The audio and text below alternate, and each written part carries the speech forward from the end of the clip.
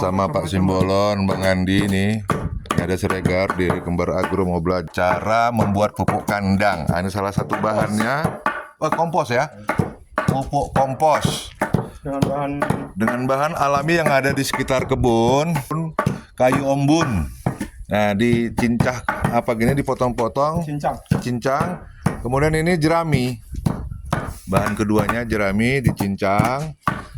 Nah, nanti setelah itu ada kohe kambing. Kohe kambing itu sapi.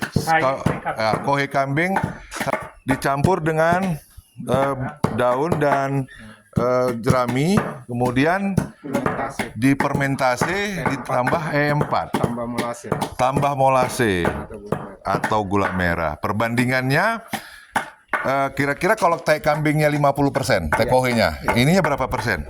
Ini 10%. 30%, 20 sisanya 20%. Daun-daun hijau seperti kayu ombun. Gitu Pak Simbolon. Nah. Ini contoh yang sudah proses. Oh, ini sudah diproses Pak Simbolon, sudah dicampur ya? Sudah. Banyak Pak Simbolon. Ini berapa banyak ini Pak Simbolon perkiraan? Ini kurang lebih 3 ton. 3 ton berarti kalau di 1,5 ton teh kohe ya? Nah, ini dia. Ini pakai kotoran kambing. Kohe kotoran kambing, ditambah jerami, ditambah daun-daun hijau, kayu ombun ya. Apa? Itu ada lagi. Abu bakar sekam. Oh, itu yang itu Abu Bakar sekam, jerami yang sudah dibakar berarti itu ya? Iya kan Dar ya? Bukan jerami, sekam. Sekam padi yang sudah terbakar ya? Dia udah remah ya kali. Oh, jadi kalau sekam padinya itu berapa persen dari? Pokoknya sisa dari yang bahan baku utama tadi, misalkan kohenya 50%, sekamnya kita bikin sebagai karbonnya 30%, bahan lainnya 20, sisanya 20%. Oh, bebas. Mau berapa bahan? Jadi dari 100% itu 50% kohe, kemudian 30%-nya tadi kita campur sama sekam padi ini ya. sekam padi dan jerami. Jerami. Kemudian ditambah daun-daun hijau yang lainnya. Ya. Totalnya 50%, jadi 100% tambah 50 ya. Kemudian ini dikacau, diaduk Paling seperti tidak tadi. 5 sampai 7 hari sekali. Oh, 5 sampai 7 hari sekali diaduk. Dibolak-balik lah. dibolak-balik ya. Ya. 5 hari ke depan atau 7 hari, setelah itu diaduk dari yang bawah ke atas, tengah ke bawah, aduk lah ya, seperti mengaduk ini. Itu ditutup kembali Pak Simbolon ya. Itu kembali. Kemudian 7 hari ke depan seperti itu lagi. Sama. Berapa kali apanya? 4 kali ya. Berarti bisa dibilang sebulan ya. Paling cepat ya Pak Simbolon. Ya. 3 minggu sebenarnya udah bisa.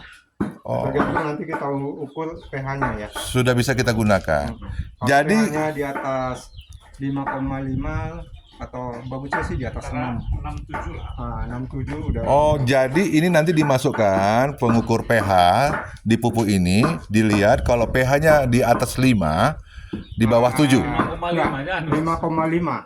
5,5. 67 lah. 6 ke 7 pH sudah dapat digunakan. Oh gitu. Biasanya prosesnya paling cepat itu 3 minggu udah.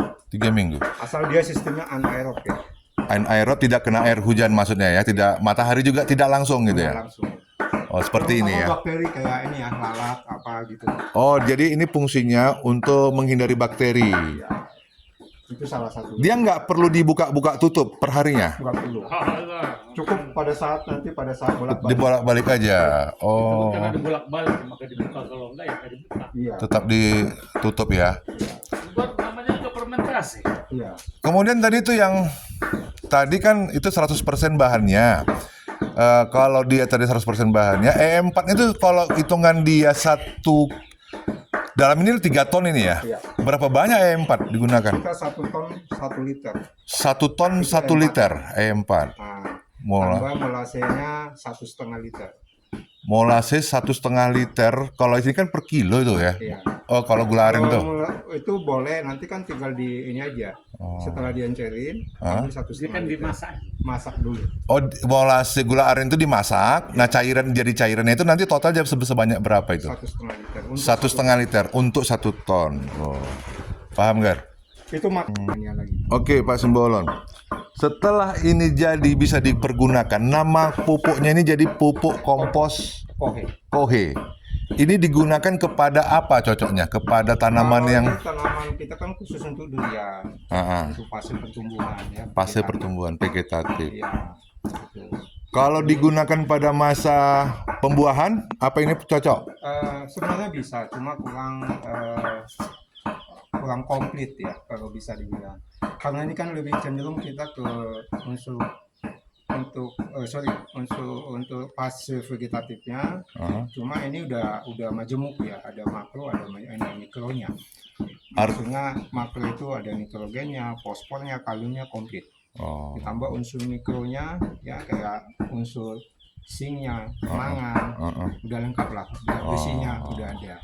Artinya posisinya kalau ini yang paling cocok itu digunakan pada tanaman yang generatif ya, vegetatif ya, pertumbuhannya dulu ya.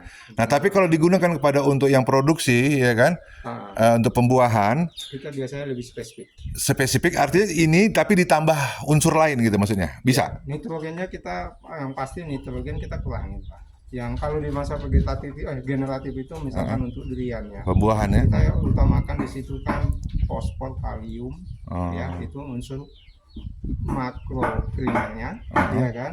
Nitrogennya memang itu dalam jumlah yang kecil kita pakai. Kecil ya. Digunakan. Terus unsur makro sekundernya itu kita pakai magnesium, terus sulfurnya, terus sama boronnya juga kita pakai. Artinya kalau kita menggunakan ini juga, tapi persentasenya yang sebelumnya satu pohon itu mungkin berapa kilo, katakan berapa kilo kalau masa pertumbuhan itu berapa kilo dibutuhkan kalau umur 2 tahun lah katakan. Kalau 2 tahun itu cukup kita kasih minimal 5 kilo kalau mau rutin ke setiap 2 bulan atau 3 bulan. Ini contohnya ya, yang 2 tahun itu yang seperti di sana ya. Betul.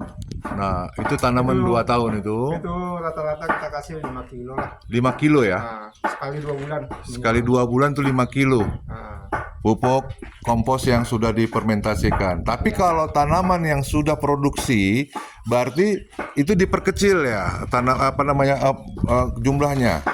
oh enggak. Enggak, tetap Malah menyesuaikan dengan usia dan kebutuhan tanamannya. Misalkan masuk di umur 5 tahun ya. Ya, katakanlah awal produksi. Ya, minimal 25 kilo. 25 kilo satu pohon, tapi ditambah dengan unsur lainnya tadi ya. Nah, pasti ya. Pasti, misalkan, Tapi bersamaan apa nanti ada intervalnya ada? Mungkin seminggu 7 hari setelah kita kasih ini. Iya. Baik Pak Simbolon yang telah memberikan pelajaran buat kami di sini. Semoga ini video bisa berguna buat kita semua.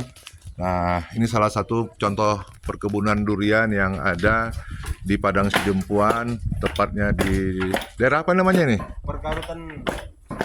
Pargarutan, Pargarutan lingkungan 4 baru ya. Terima kasih. Assalamualaikum warahmatullahi wabarakatuh.